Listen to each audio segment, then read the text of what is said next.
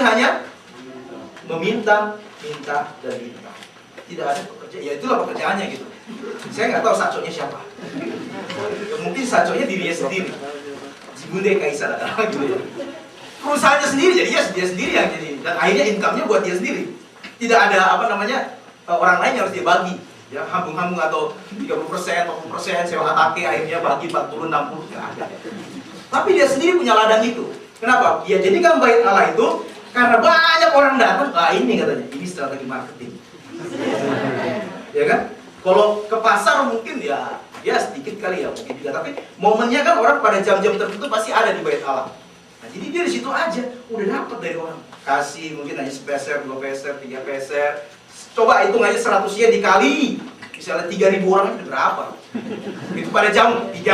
Nanti ada lagi jam 6, ada lagi jam 12, ada lagi jam 9. Ya, orang Yahudi kan ada 4 jam dibagi-bagi gitu ya. Jam ibadahnya. Nah, berarti sungguh sebenarnya tercukupi dari hal itu. Tapi ada hal penting yang dilihat Petrus dan Yohanes di situ, bahwa orang ini sangat butuh yang paling penting yang dia tidak punya. Apa itu Bapak Saudara kasih? Yaitu masalah iman, masalah keselamatan. Atau artinya bukan saja masalah dia bisa meminta-minta dengan kondisinya itu memanfaatkan kelemahannya, tetapi bagaimana dia bisa dengan kelemahannya itu memuji-muji Allah. Itu yang saudara mau perkenalkan. Dan karena hidupnya bergantung, saudara mau bergantung hanya masalah perut, gitu. Hanya untuk perutnya dia gitu aja pekerjaannya. Oleh karena itu diletakkan orang tiap-tiap hari. Dan kemudian pada ayat 3 pengemis itu meminta setegak kepada Petrus dan Yohanes. Paling tidak dia berharap bahwa mereka akan memberikan dia sesuatu. Tapi apa yang didapat? Apa? Emas, perak? Uang? Tidak. Oleh karena itu apa yang didapat? Kesembuhan. Ya, kesembuhan. Nah, kita akan lihat nanti kesembuhannya bagaimana.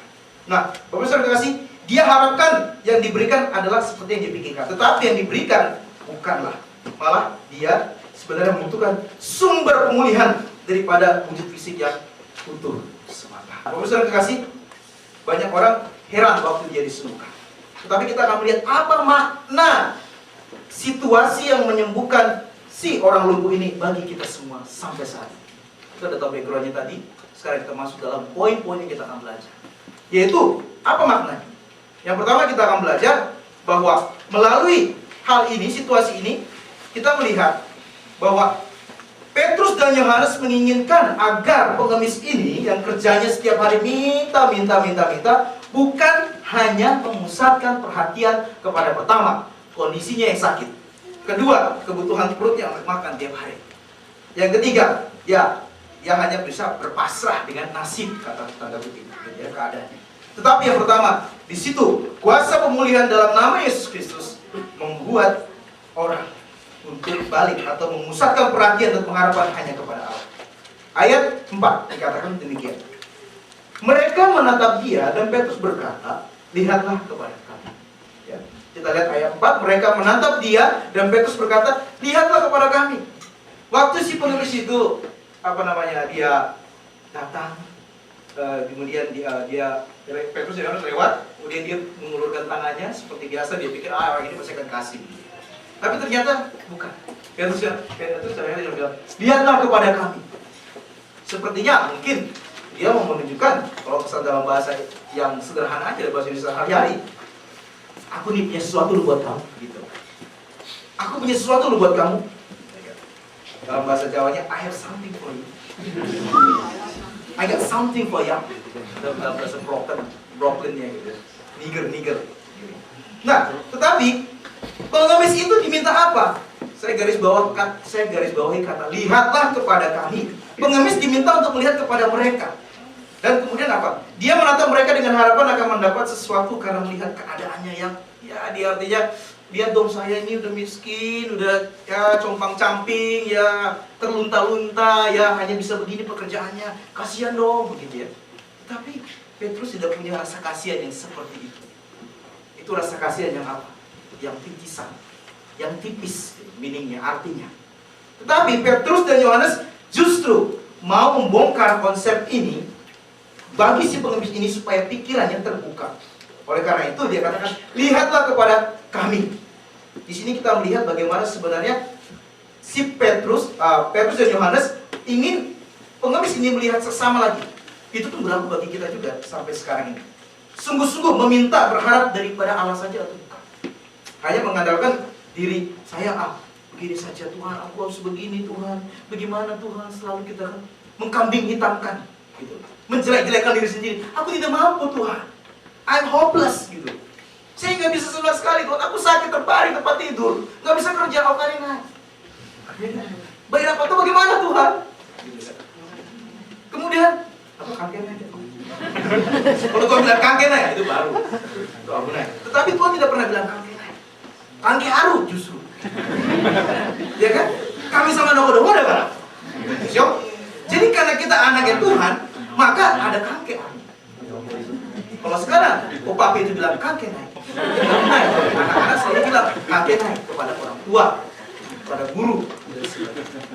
Itu ya ini acaranya. Anak-anak tolong dijaga, jangan ada serewakan. Oke? Jadi itu intermezzo tadi. Tetapi yang penting bagi kita lihat di situ akhirnya senantiasa Petrus dan Yohanes mengarahkan orang ini, pengemis ini bukan kepada apa yang mau dia berikan secara fisikis atau materialis saja.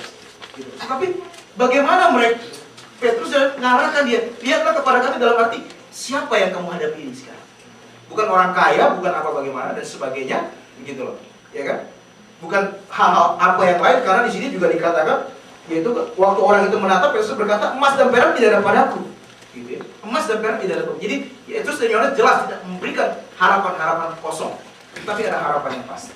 Nah, oleh karena itu, yang pertama tadi akhirnya dengan mengatakan lihatlah kepada kami, si orang miskin ini, si pengemis ini diarahkan Petrus dan Yohanes untuk sungguh-sungguh belajar untuk membuka pikiran, membuka hati, lebih sungguh-sungguh mengarahkan hidupnya kepada Tuhan. Karena Petrus dan Yohanes utus Tuhan untuk menolong si pengemis ini. Bukan saya pikir keinginannya sendiri, nanti kita akan lihat selanjutnya. Dan kemudian di situ bagian kedua, kuasa pemulihan Kristus setelah bagian pertama tadi mengarahkan si pengemis ini. Yang kedua, yaitu akhirnya dengan nama kuasa Kristus itu meminta kuasa Yesus Kristus dalam nama Yesus untuk menyatakan kuasa itu. Meminta dalam nama Yesus. Artinya makna kuasa pemulihan itu dalam nama Yesus. Memintanya dalam nama Yesus, bukan dalam nama bapakku, dalam nama kakekku, dalam nama orang tuaku, dalam nama orang hebat yang saya kenal, pejabat yang saya kenal dan sebagainya, bukan. Atau ada backingnya di belakang, gitu kan? Kalau kita biasa ada masalah di Indonesia, punya backing. Calling mayor ini, calling jenderal ini, calling menteri itu, bahkan presiden dan sebagainya. Loss, aman kan? Tapi bukan itu yang Petrus maksudkan di sini. Yaitu dalam ayat 6 dikatakan, tetapi Petrus berkata, emas dan perak tidak ada padaku, tetapi apa yang kupunyai kepadamu demi nama Yesus Kristus. Demi nama Yesus Kristus, bukan demi nama Petrus, bukan demi nama Yohanes, bukan demi nama para rasul, bukan demi nama Paulus atau nama siapa? Abraham atau nama siapa lagi? Elia, Henok, Yakub dan semuanya, tidak. Tetapi dikatakan dalam nama Yesus Kristus. Saat itu pasti orang miskin ini tidak tahu, ya kan, pribadi Kristus itu bagaimana. Tapi dia diarahkan untuk percaya dan mengimani nama Yesus itu punya power, ada kuasa.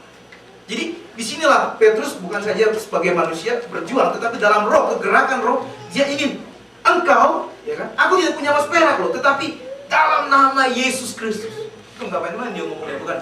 Aku nggak punya emas perak kok, dalam nama Yesus. Coba deh buka.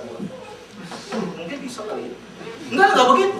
Tapi punya satu apa? Sikap yang jelas, sikap yang komit, sikap yang teguh, sikap yang tegas, sikap yang sungguh-sungguh, nggak main-main. Artinya apa? Sebelumnya Petrus dan Yohanes sudah mengalami hidup bersama siapa?